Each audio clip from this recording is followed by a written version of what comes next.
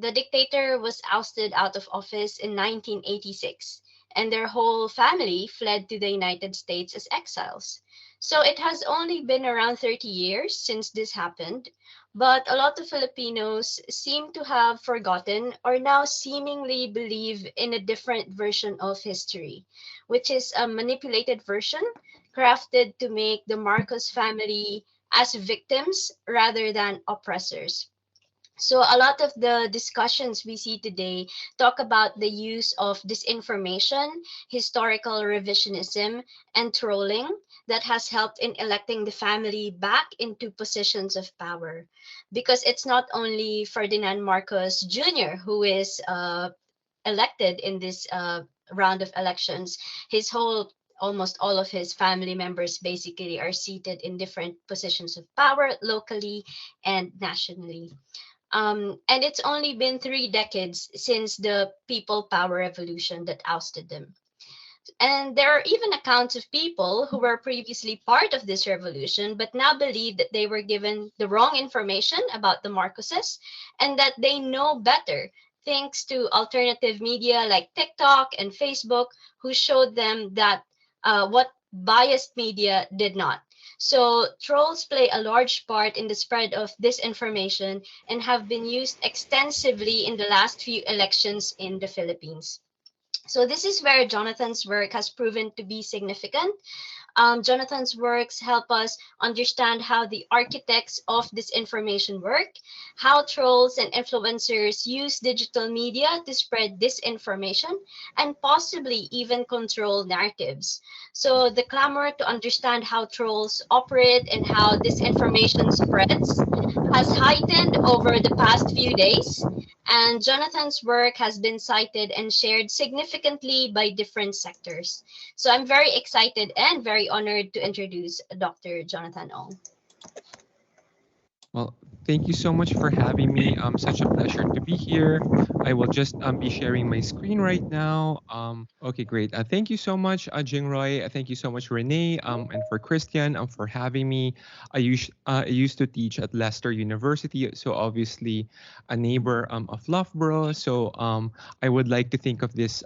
This could have been a fun homecoming of sorts. So an honor to be here. Also, great to see many folks from the Philippines joining us. As I mentioned, many of us are still processing a lot of very difficult issues and conversations and questions that have come up after the election 2 weeks ago. So I'm hugely honored to be hosted by a leading center of political communication in the UK and around the world.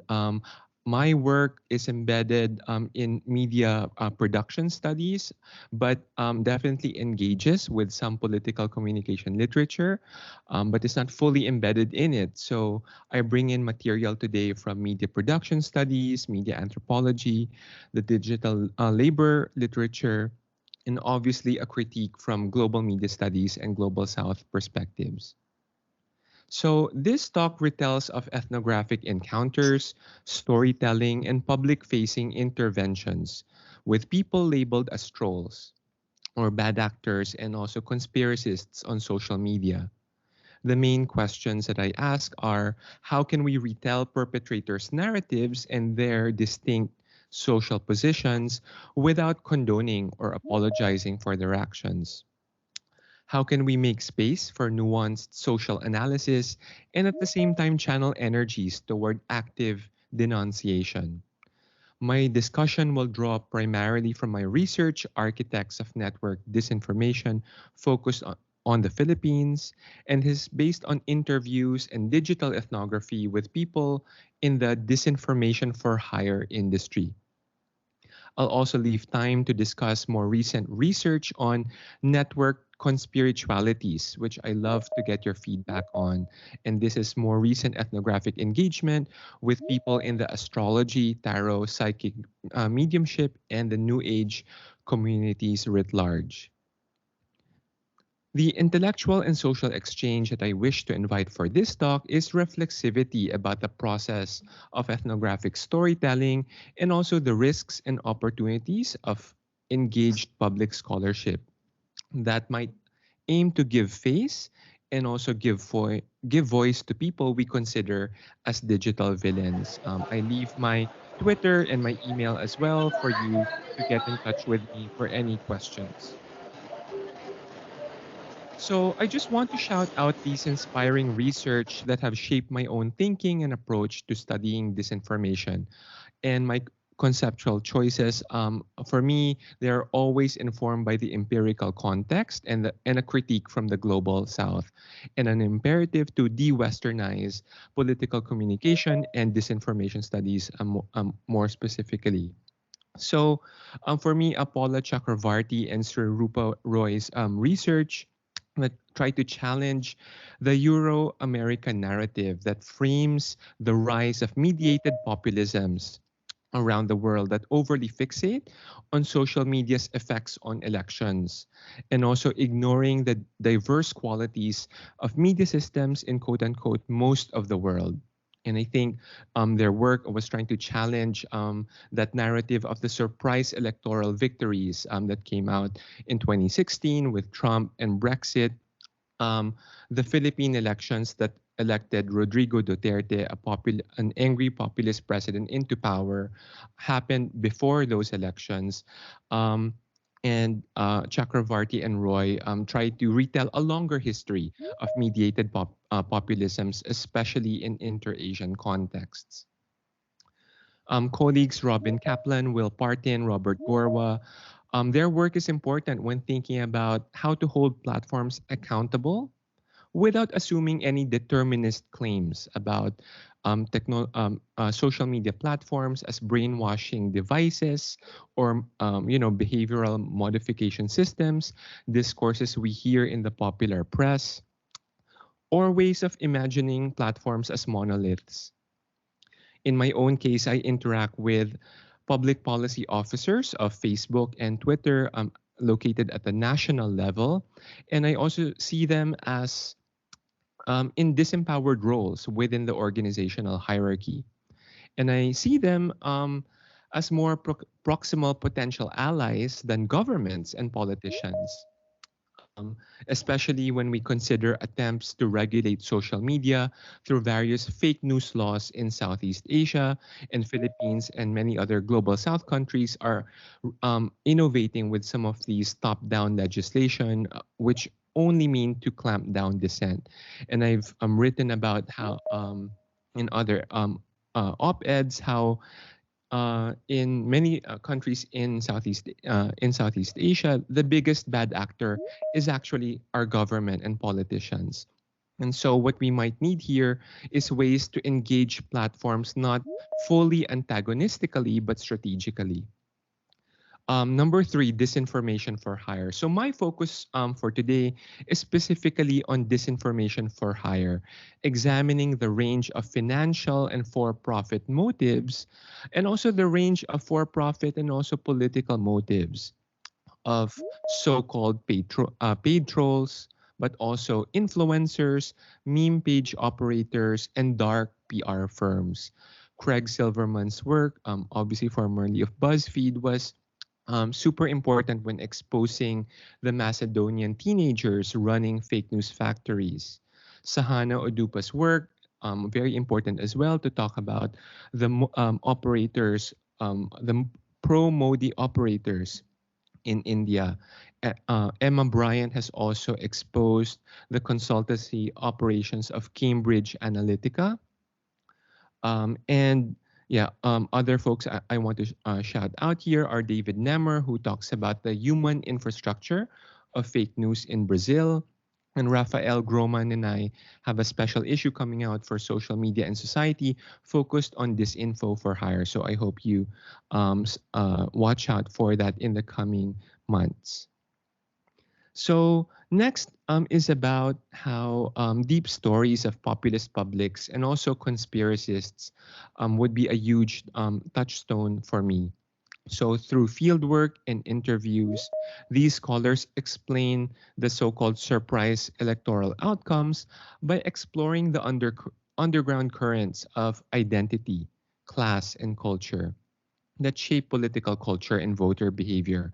And these stories that people hold might not be empirically accurate, but they are deeply felt.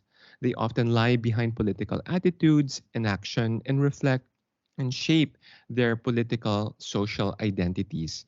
Arlie Hochschild's work, working on the Tea Party in the US, with ethnographic fieldwork in Louisiana, obviously an inspiration in the Philippines contexts. Nicole Corato, Cleve Arguelles have also done similar work, focused on Duterte supporters, particularly from the lower class. Barbara Pfister and Francesca Tripodi's work are very inspiring to explore for those who are interested in conspiracy theorists and QAnon conspiracy believers. And for them, it's actually important to think about QAnon conspiracists as actually very agentic and creative in the ways that, in which they will create different kinds of evidence collages and explanatory devices in trying to go down to their rabbit hole. So rather than see them as passive, they see conspiracy thinking as very active and agentic. So um, obviously, these scholars argue against caricatures of the uneducated voters, the dumb voters, and those explanatory devices that scapegoat the lower classes. And I think that's important to think about as we discuss also the public reaction of some of this work. I'm reminded of a Vanity Fair headline back in 2017 that went, "The left behind Trump voter has nothing more to tell us," as kind of a pushback to some of these deep stories ethnographic research, which taken to the extreme can get too salacious and too tabloidy as well in terms of how they kind of romanticize um, certain perspectives of these communities, and that's where Joan Donovan, I work with her at the Shorenstein Center. Her work has been super important when thinking about the importance of strategic silence. That for certain perpetrators, especially for those who publish manifestos, it's important to just deplatform and not talk about it, and in a way that copy pastes and links to the manifesto, especially if it contains dangerous information. um, the work of folks as well, Lee Edwards, Joel Penny, Kate Starbird, Jenny Stromer Galley, linking strategic communications and critical PR in political comm are super important for me as well. So in the Philippines, I want to talk about our troll imaginaries, just to set the context in terms of what I am trying to argue against. So in this slide, I'm displaying here the mainstream and official discourse about political trolls in the country, which my work and the work of my collaborators, and I work also with many different grad students and also other colleagues in different fields. We're trying to chip away and interrupt and provide counterpoint to these dominant troll imaginaries. So the slide is split in two, with the government and politicians' responses on the left. And on the right, we have journalists, fact checkers, civil society, and activists. And I would argue that there are simplistic and narrow imaginations that need to be interrupted. If we have simplistic and narrow imaginations that could only lead to simplistic and narrow responses that do not get to the root of the issue. So the imaginary of the paid trolls and bad actors by government um, would sometimes focus on anonymous or pseudonymous social media accounts. So there's been various ill-informed attempts to unmask operators of anonymous accounts through overreaching top-down legislation. And so here, Drillon is actually a progressive politician advocating for this, and he's going after these social media trolls. Um, Any critical comments against a politician are often labeled as trolling, and President Duterte himself would use the anti-terror bill to target activists expressing political dissent, legitimate political dissent toward the government. And his government is responsible for human rights abuses under the umbrella of a state-sanctioned drug war, which has led to over 6,000 casualties. International progressive groups such as Article 19 have decried the human rights and privacy violations of many of these attempts at fake news laws. And again, the Philippines is kind of in a region that has innovated with these kinds of legislation. I'm looking at Singapore and Thailand that have overreaching legislation that give government power to define fake news and order social media platforms to take down certain accounts. So on the right, you have ordinary people, public expressions, also fact checkers, news organizations, journalists, and their own ways of talking about trolls and the different slippages of the term. So my colleagues, Nicole Corato, Cleve Arguelles, have criticized the label of Dutertard to talk about the Duterte supporter. And there's often slippages to assign the label troll to the Duterte supporter. Dutertard here is a pejorative statement that would pathologize his supporters as political retards pinning their hopes on a messianic leader. And they're depicted here, the trolls here are depicted as fanatical devotees. For many journalists and their fact-checking efforts, there's sometimes a way in which a lot of these fact-checking would end up labeling notorious bloggers and pro-Duterte supporters as fake news queens. So this is troll as the influencer, right? So looking at the high-level influencers, those with 1 million followers, as the paid troll. There's also attempts to displace disinformation as the bots and influence operations from foreign entities. And here, China is attributed as the source of foreign influence operations. And I think we need to also consider the politics of donor funding here. And I think US donor funding is also kind of responsible and even complicit in fear-mongering about Chinese influence operations from the 50 Cent Army, in spite of really overwhelming evidence that disinformation in the country is a thriving domestic enterprise. The most prominent advocate for the Philippines when it comes to platform and technology accountability is Nobel Peace Prize laureate Maria Ressa with her very strategic advocacies for platform accountability. I would argue that her advocacy leverages a strategic narrative of platform determinism that assigns a platform powers of manipulation, and their reporting as well would be focused on propaganda operations from the state. So this describes operations as a top-down and state-sanctioned operation. And the narrative that I try to round out is that, yes, there is that. It's also about horizontal networks, entrepreneurs, and also private firms and increasingly younger digital entrepreneurs who are hoping to land gigs with politicians, especially during election cycles. So more of a story of normalization.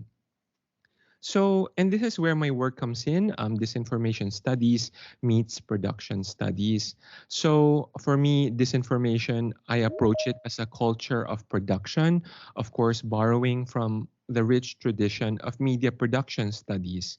And that means analyzing disinfo as emerging from organizational structures, collaborative work arrangements, and entrepreneurial subjectivities that here, I try to go beyond heroes and villains binaries. Obviously, the work of Vicky Mayer, Laura Grindstaff are important here. They have studied, for Laura's work, the racist producers of Jerry Springer. For Vicky Mayer, the misogynist porn producers. as well. How might we gain insights from their approach to studying the incentive structures within disinformation troll farms? So my work is very much about punching up. So assigning responsibility to those at the top of the hierarchy rather than unmasking the trolls at the bottom. Who's actually the leader of the operation? How can we spotlight this as an industry issue rather than an issue of the economic and digital precariat? Obviously, Roger Silverstone's work is super important in my work to think about the gray areas, to discuss easy complicity, and also sometimes coercion among lower level workers, and also willful collusion and patronage relationships between politicians and their top level strategists. So, my work, Architects of Network Disinformation, Behind the Scenes of Troll Accounts and Fake News Production in the Philippines, is co-authored with Jason Cabañas, who's now in De La Salle University in the Philippines. And this is a product of 12 months of field research. We interviewed digital political campaigners and their lower level staff. We wanted to interview folks who consulted for presidential and vice presidential campaigns, but also down to local mayoral candidates. This we combined this with digital ethnography and asked folks to share some of the accounts for us. So for those who have quit their work as trolls, we asked them whether we could have a look at their accounts, and some were glad to share them. And obviously, we followed IRB and ethics protocols that promised our respondents anonymity, and our work would disidentify information in the portraits that we retell of the different workers in the network disinformation hierarchy. So we offer up the definition of network disinformation as the organized production of political deception that distributes labor to a hierarchy of digital workers. So we say its professional roots are often, not exclusively, in advertising and public relations. These are often project-based and sideline jobs. So their day job is consulting for a shampoo or a soft drink brand, and this is something that they do on the side. So in effect, nobody is a full-time troll. The architecture enables moral displacement. When we do our interviews, we often ask, so who's responsible of the misogynist remarks against Vice President Leni Robredo? Who's responsible for very vile attacks against the appearance of certain senatorial candidates? Everyone has a way of passing the buck. For people at the top, they would say, I author strategy. It's somebody else who does that. When you talk to the influencer or to the fake account operator, they would say, I only did this as my job. Actually, it's the real supporters who are unpaid who are responsible for this. And we describe this process of moral displacement and moral justifications in our work.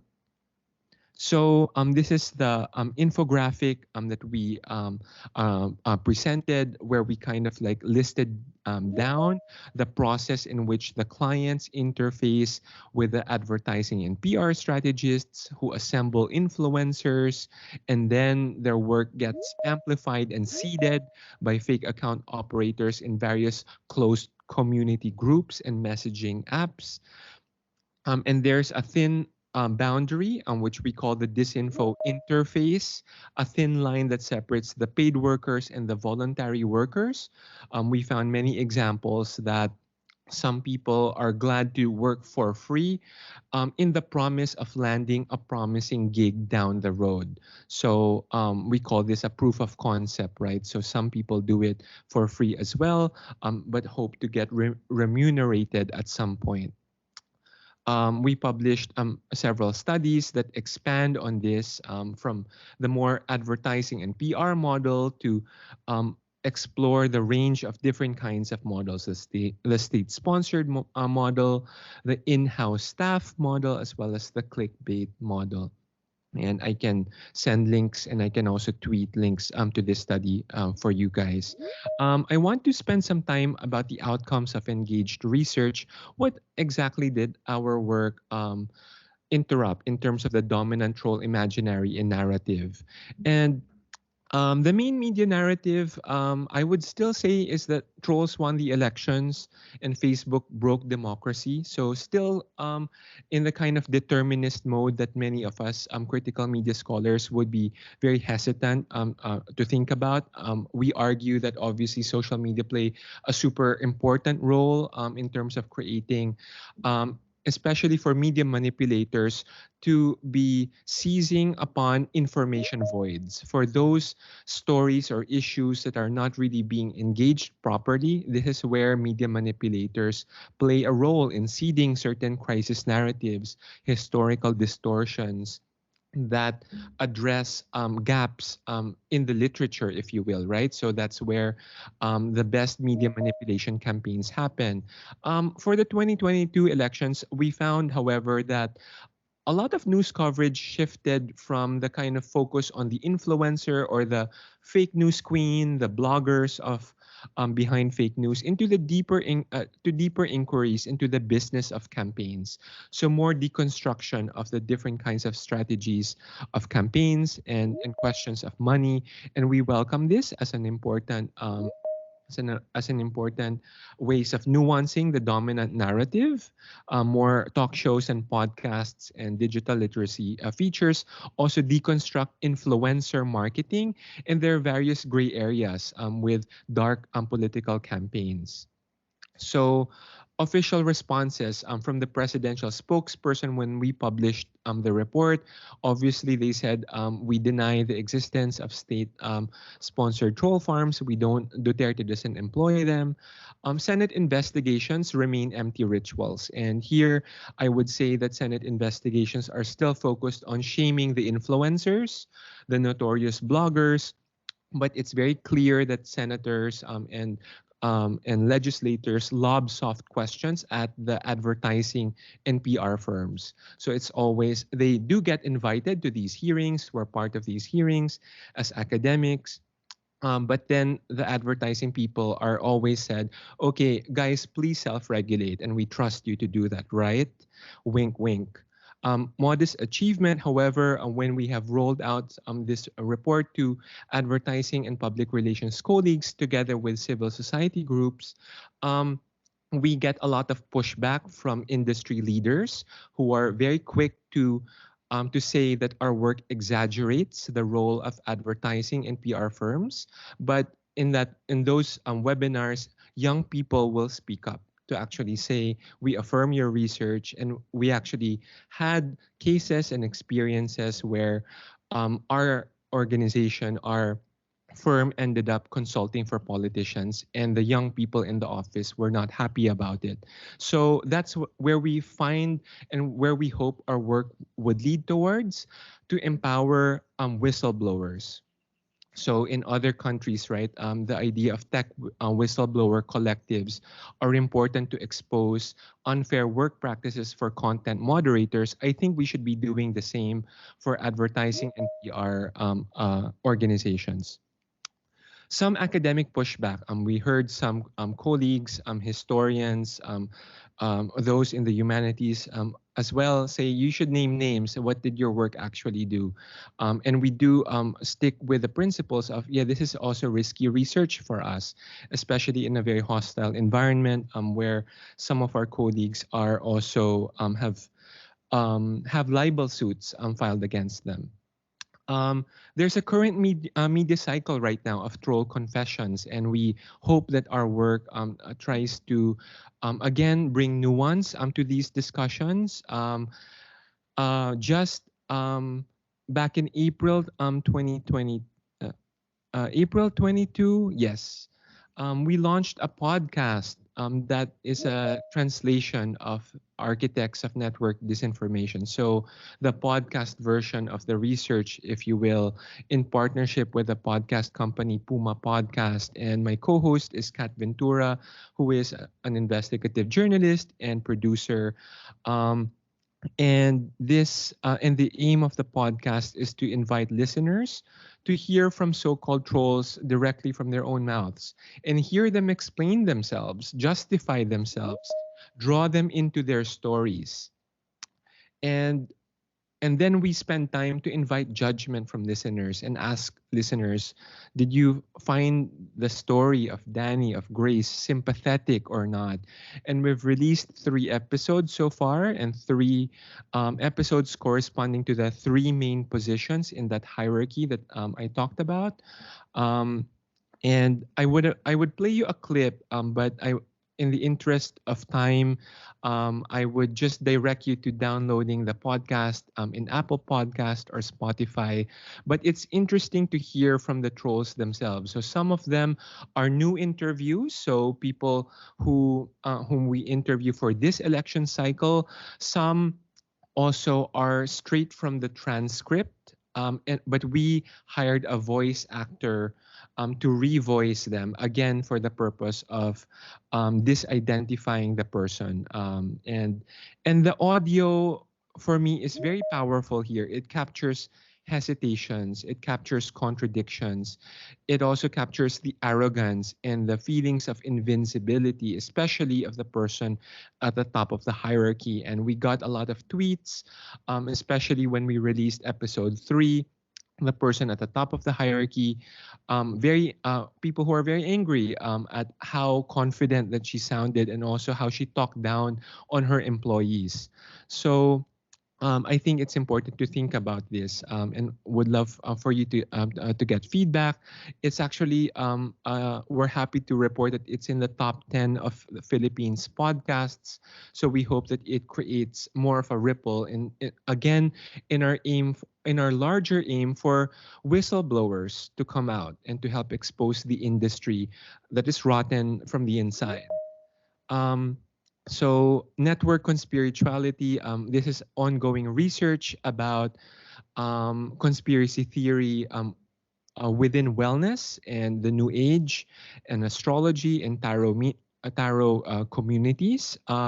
And I am conducting this research with a consulting astrologer and who is also an anthropologist. He is a University of Chicago anthropology graduate, and he's super smart himself. We started with the idea of conspiracy theory, but we started our interviews and learned that the community is suffering from shadow bans, from impersonation, from demonetization, from unclear content policy from platforms. And myself having access to content policy officers with Meta, I think it's important to also build bridges between the community, obviously marginalized and struggling with how to keep up with opaque content policies, how to also provide resources for them. So Sorry, I'll Jonathan. just end with a slide Um, of learning. Good evening. Yeah. Sorry to interrupt, Professor. I think we might have lost your slides. Oh, okay. All right. So I'm down to Thank the you. last slide right now. Okay. Oops. Yep. So my last slide is actually to say our imaginary of the problem shapes the range of possibilities for our actions. So if we have a simplistic understanding of what the issue is, of who the troll is, it can only lead to simplistic solutions. It's important then to hold space for nuance, for complication, for contradiction, for us to have more nuanced and complex approaches as well. And finally, unlocking people's deep stories about the roots of their fears and grievances, for me, will help us identify different entry points for progressives to communicate, persuade, and offer more compelling vision for the future. And I think that's really where my work really aims to address. Like, how can we help progressives develop a more compelling and persuasive narratives as well? So thank you so much, and I look forward to everybody's questions.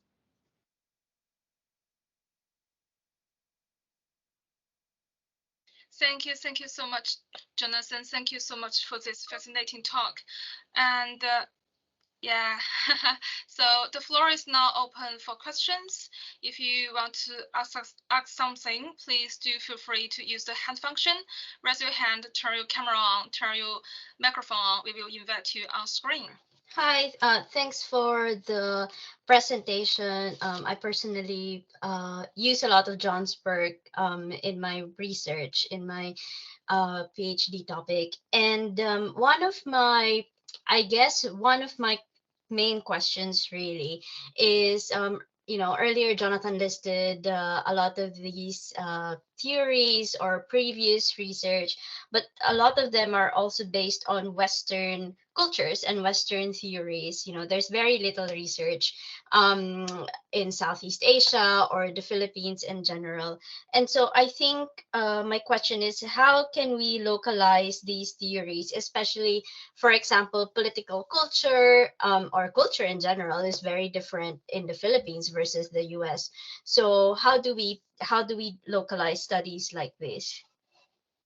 Absolutely. Thanks so much for your question, Renee. So I think it goes also both ways. How can we tell the global north to de-exoticize their storytelling about the Philippines and mediated populisms? There's ways of talking about countries in the global south and the challenges that we face in terms of our democratic struggles and democratic backsliding as something um, weird and exotic, that something that happens out there rather than also is very much part and parcel of advanced liberal democracies as well. So to also emphasize those similarities is important for us in the global south, and also developing theories from the south to challenge Euro-American frameworks. I think for me, um, there's rich traditions and different entry points here. So I read a lot of scholarship in anthropology from India, and they have incredible research there that I can see so many resonances with the Philippines. So I read a lot of Veena Das's own work about the power of rumor, the power of rumor, gossip, and mischief in contexts where traumatized communities live. And she works with folks in slum communities of Mumbai and crisis affected communities in India. So for her, rumor, mischief, and gossip function in the level of metaphor. They give character to the local politician who could not be named, and so we ascribe them label of devil. We ascribe them metaphorical description because they cannot be named by people who are not who don't have capacity for full voice, if you will. So to me, some of the disinformation studies framings of true and false ring quite are too simplistic, and I love to dwell in the gray areas. And I think that's where a lot of global South scholars talk about. Um, Paula Chakravarti, Sir Rupa Roy talk about media industries and the challenges of media systems in the global South as well. Again, not thinking about the liberal media system that we take for granted in much of the global North.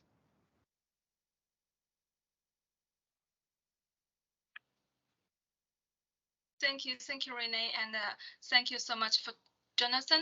Yeah, thank you so much. Great. And we have questions here from the chat box. Let me see. We have a question from Brian Chen. The question is, how should social media companies address misinformation or disinformation, specifically about how economically prosperous the Philippines was under martial law, while historically inaccurate? There wasn't a clear harm to a specific individual or community. Should social media platforms become arbiters or truths, or should they address trolls for hire but not voluntary trolls for pleasure, or trolls who believe in their causes? Yeah, this I do. questions from Sure. Brian. Yeah, thank you so much. I do think that social media platforms need to be held accountable and need to do faster takedowns. So for this election cycle, there was very blatant misinformation that I reported on for when collaborating with the Philippine Center for Investigative Journalism when Russia invaded Ukraine. And pro Marcos and pro Duterte accounts pounced on this international crisis and tragedy to advance narratives of strongman leadership. That the Philippines is good to be an ally of Putin, Duterte is good to be best friends with Putin, and to formally cut ties with the United States. And these accounts are still there on TikTok. I checked a week ago and they're still there. And so obviously they need to be doing more in terms of takedowns and faster takedowns. But that's not all that's not what we should only depend on platforms to be doing. We also need to be strategically working with them. So my prediction under Marcos Jr., obviously Marcos Sr., under martial law, that was a period of top-down censorship, and there was no free press. And so there's questions: what would the press look like, and what would social media look like under Marcos Jr.? Would there be censorship? To me, my prediction is that social media platforms will be implicated in this issue insofar as they are seen to be supporting local fact checkers and local journalists who are deemed and perceived to be critical of Marcos and his family. And so, how should we navigate this thorny dilemma then?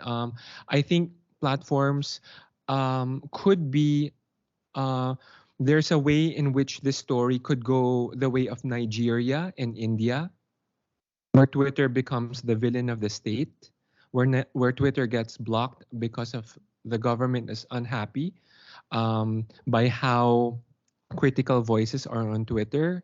Um, if platforms continue ways of doing takedowns that overly spotlight, for example, Marcos disinformation networks, it could lead to that, right? So what might be ways in which we might open back channels in which platforms could be supporting critical voices, local journalists, activists, that might not lead to that scenario? So I think those are complicated questions, and that's why just it's not as simple as saying platforms take down the Marcos accounts, right? Because okay, if they do that a lot and they say, well, Senator Amy Marcos is responsible for like blatant misinfo on her YouTube channel, well, YouTube might get blocked. So that to me is an open question for many of us. Thank you. Thank you so much, Jonathan, and thank you for sharing your insights. We also have questions here from Kristen. Hi, Jonathan. Thanks again for a very fascinating talk. Great. We've spoken about what platforms could do, and that probably mostly applies to the public content or the semi-public content that is not encrypted, like on Facebook or Twitter or Instagram. I was wondering if your research uncovered any evidence of deployment of these trolls on private communication channels like Facebook Messenger or WhatsApp or Snapchat, which obviously cannot be policed in the same way because the content is encrypted. But there are lots of countries in what we conveniently and imprecisely call the global South, where there's actually evidence that political communication, especially during campaigns, now happens a lot through these platforms, more so than on the public channels. Thank you. Absolutely, yeah. Thank you, Christian. Yeah, I can think of the work of Kiran Garimella working on WhatsApp and the Modi networks in WhatsApp. My Brazilian colleagues, David Nemer, Rafael Groman, Obviously, that is resonant for the Brazil elections coming up in October, right, Christian? So the third level in that hierarchy, we name them community level fake account operators because we wanted to get into that dynamic precisely, Christian, that they go into the community. So the Facebook community group, sometimes even the close group of like aunties of Iloilo, like a small town or city, sorry, in the Philippines. And that's where they drop some of those messages. And these are sometimes very benignly named groups, right? So they are about housewives or cooking or about very mundane and everyday topics. But then that's where they seed political propaganda. So increasingly, especially for over the last couple of years, Viber is the messaging app where we see a lot of misinfo. So I think Viber is the Philippines version of WhatsApp, and that's where a lot of the misinfo, especially medical misinfo as well, during COVID, that's where a lot of those were seeded. And yeah, and again, questions of how to regulate that. A lot of this goes beyond the ability of folks who are able to monitor via CrowdTangle, right? So, and that's why digital ethnography is important because you want to be immersed in subcultures. Right. So you're not just looking at what is most viral, what, the proprietary app that Facebook or Twitter, what have you, will show you. Digital ethnography is you focus on a specific issue or community. So how is for my colleagues here in the US, how is critical race theory being discussed in various groups? For my colleagues, how are Asian American issues being talked about? So it's important to know who the prominent influencers are, what are the inside jokes of these different communities, where do they invite their followers toward either a private website or a private a Telegram or private Discord to follow them. And this is obviously a strategy of many right-wing groups around the US, the UK, right? Like the alt-tech folks. We see similar dynamics come up in the Philippines now. It's like, oh, Telegram is better or private messaging is better.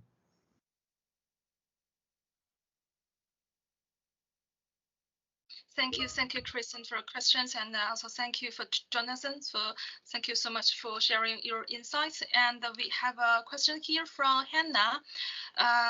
She asked if there a right way to address trolls. What can ordinary citizens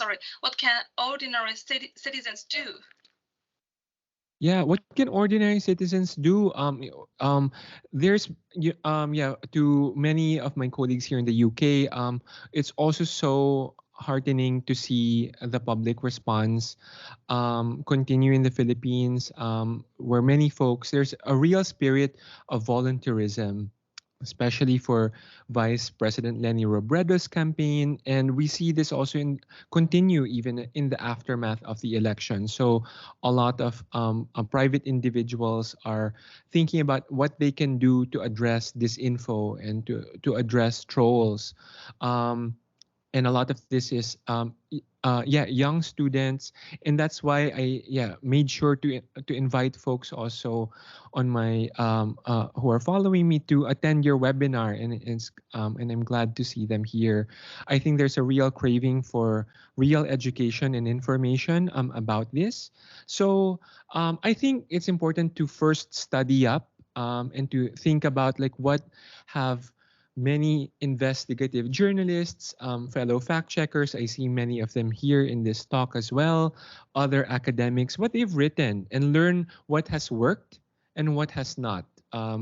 There's also an evaluation of disinformation interventions that happen, and I can share with those to you on Twitter that myself and Nicole Corato did. So there were also questions, in the aftermath of the 2022 elections, that where was this research? Where have you folks been? Where have you academics and journalists been the past 6 years? And on one hand, and I talked to many of my peers. We say, well, we've always been here. No one was just listening. And that was a frustration behind our work. I'm sure like Ellen Tordesilias, who is here, I'm sure might share that feeling and sentiment as well. We've been working really hard. We've been there in the Senate hearings and doing our best, but no one was listening. But number two, it's important to also learn what has worked and what has not, right? Rather than to rewrite things or to build things too fast. And I think that's a caution that I also want to impart many young people as well. But this information is not just about fighting the troll. It's not about killing the bots. It's also about creating more persuasive narratives that will inspire communities. So this is more of a long-term project. So for you folks to connect with certain communities, marginalized sectors, whether it be LGBTQ people or lower income communities, to really listen to their issues, to know what exactly the anxieties and fears are, to empower them to become better leaders. I think that is a longer term project that will fight illiberalism rather than seeing this as a fighting the bots kind of activity. Thank you so much. And I also have a questions here and from Renee, and I think this is about well-being part of the about a researcher, and she asked, wondering if digital ethnography and deep diving into those groups have a mental health impact on you as a researcher. Absolutely. Well, thanks so much, Renee, for that question. And I do think that many journalists, fact checkers, I think everyone is really struggling mental health wise, right? I'm sure for us academics as well, teachers and students, I think we're all dealing with our issues in various ways. For me, in terms of mental health, I find it really difficult to do the coding of like very hateful speech. So this so very hateful speech, especially like racist speech. I have a project on Asian American hate, where myself and several grad students, we were coding hateful speech against Asian communities in the wake of COVID. That really depleted me, and I had to really step back from that work, and had to really pause from it and kind of like pivot to a different aspect of that work, where I focused more on interviewing organizations rather than being immersed in the toxic speech around it, right? And so I think it's important for us to be really talking about the real impacts and mental health impact of this kind of research, and do what's best for you, right? So if immersing in communities is something that you are able to do, then go for it, but perhaps to fight these to understand the issue, for some people it might be more the proactive organizing and narrative strategy where your best skills could be best applied. Thank you, Jonathan. Thank you so much. And I know there are a lot of questions here in the chat box, but the clock is bringing us to 2 o'clock, so we might have to find another chance to invite you. This is a very popular topic, a very hot topic. And thank you so much for sharing your insight and sharing your research. And also thank you very much for everybody for joining us. And in particular, thanks to you, Jonathan. And happy Friday, happy weekend. Thank you so much for having me. Yes, it's great to connect. Hope we can do this in person. For many Filipinos here who are still processing the results, happy to connect on Twitter. Also, there's various opportunities as well to have other webinars, and I'll be sure to connect with you folks and let you know all about it. Yeah, thank you. Thank you so much. Thank you, everyone. Happy Thank Friday. You, Jonathan. And thank you so much. Thank you, Jonathan. Thank you so much. Bye. Thanks. Bye. Thank you.